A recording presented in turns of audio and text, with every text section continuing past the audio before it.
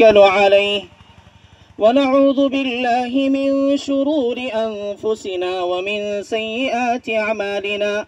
من يهده الله فلا مضل له ومن يضلل فلا هادي له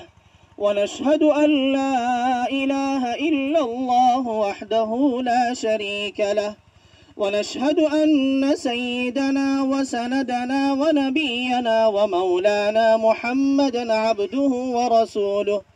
أما بعد فأعوذ بالله من الشيطان الرجيم بسم الله الرحمن الرحيم يا أيها الناس اتقوا ربكم الذي خلقكم من نفس واحدة وخلق منها زوجها وبث منهما رجالا كثيرا ونساء واتقوا الله الذي تساءلون به والأرحام إن الله كان عليكم رقيبا وقال تعالى يا أيها الذين آمنوا اتقوا الله حق تقاته ولا تموتن إلا وأنتم مسلمون وقال تعالى يا أيها الذين آمنوا اتقوا الله وقولوا قولا سديدا يصلح لكم أعمالكم ويغفر لكم ذنوبكم ومن يطع الله ورسوله فقد فاز فوزا عظيما وقال النبي صلى الله عليه وسلم يا معشر الشباب من استطاع منكم الباءة فليتزوج فإنه أغض للبصر وأحصن للفرج ومن لم يستطع فعليه بالصوم فإنه له وجاء وقال النبي صلى الله عليه وسلم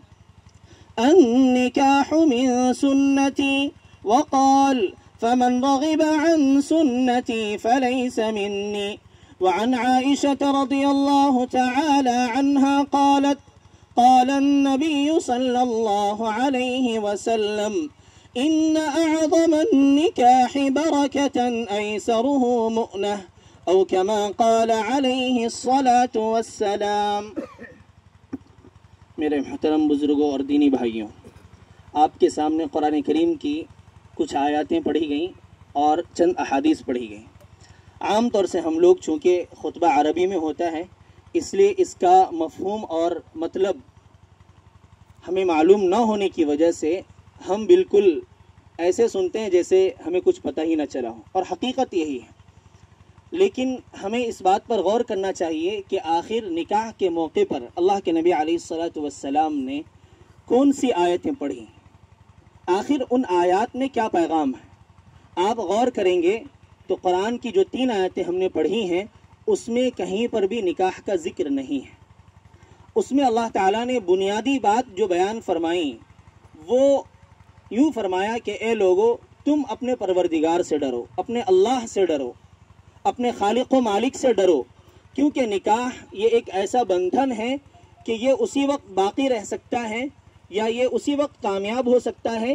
جب دونوں خاندان میں اللہ کا خوف اور ڈر غالب ہو۔ یہ نکاح ایسا عقد ہے کہ اس میں مضبوطی اور استحکام اسی وقت پیدا ہو سکتا ہے جب دونوں زوجین اللہ سے ڈر کر ایک دوسرے کے حق کو ادا کرنے کی کوشش کرنے والے ہوں، تبھی جا کر یہ نکاح کامیابی کا ذریعہ بنتا ہے۔ اسی لیے اللہ تعالیٰ نے بنیادی طور پر جو باتیں ارشاد فرمائیں اس میں اپنی ذات سے ڈرنے کا حکم ارشاد فرمایا، اور ایک آیت ہے جس میں مزید یہ بات ارشاد فرمائی کہ لا تموتن الا وانتم مسلمون، کہ دنیا میں رہتے ہوئے تم مجھ سے ڈرو اور اس بات کا تم عہد کرو کہ جئیں گے تو اسلام پر جئیں گے، مریں گے تو ایمان پر مریں گے۔ کیونکہ جب تک کسی بھی انسان کی زندگی میں یہ 2 چیزیں سامنے نہ ہوں کہ مجھے اسلام پر جینا ہے اور ایمان پر مرنا ہے تو وہ حقیقی مسلمان نہیں ہو سکتا۔ حقیقی مسلمان کی پہچان یہ ہے کہ وہ دنیا میں رہتے ہوئے اسلام پر دل سے عمل کرے۔ اسلام کا مطلب ہی یہ ہے کہ اللہ کے آگے اپنے آپ کو جھکا دے، اور جب انسان دنیا میں اپنے آپ کو اللہ کے آگے جھکاتا ہے تب جا کر اللہ تعالیٰ اس کو ایمان کی موت دیتے ہیں۔ اگر کوئی آزاد پرستی کے ساتھ زندگی گزارتا ہے تو اللہ تعالیٰ دنیا میں عبرت کے لیے ایمان بھی چھین لیا کرتے ہیں۔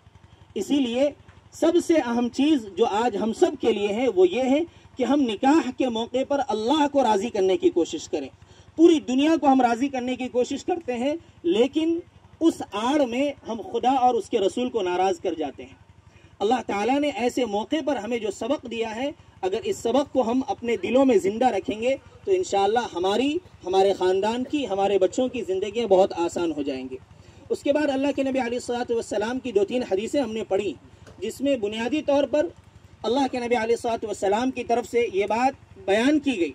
کہ جو شخص نکاح کی طاقت رکھتا ہے، یعنی ایک طاقت جسمانی طاقت ہے اور ایک طاقت وہ نان نفقے کی طاقت ہے، یعنی وہ اپنے گھر والے کا، اپنی گھر والی کا خرچ برداشت کر سکتا ہے، اسے عزت کی روٹی دے سکتا ہے، مکان دے سکتا ہے، رہنے کے لیے رہائش دے سکتا ہے، تو ایسا شخص طاقت رکھتے ہی اب اس پر نکاح واجب ہو جاتا ہے۔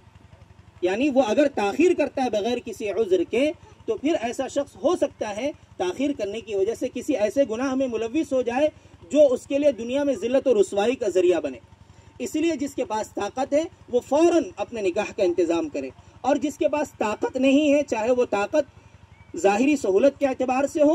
یا جسمانی اعتبار سے ہو، تو پھر اللہ کے نبی فرماتے ہیں کہ ایسے شخص کو چاہیے کہ وہ روزہ زیادہ سے زیادہ رکھے تاکہ نفسانی خواہشات کے غلبے میں آ کر کوئی ایسی غلطی نہ کرے کہ جس سے معاشرے میں اس کا نام بدنام ہو۔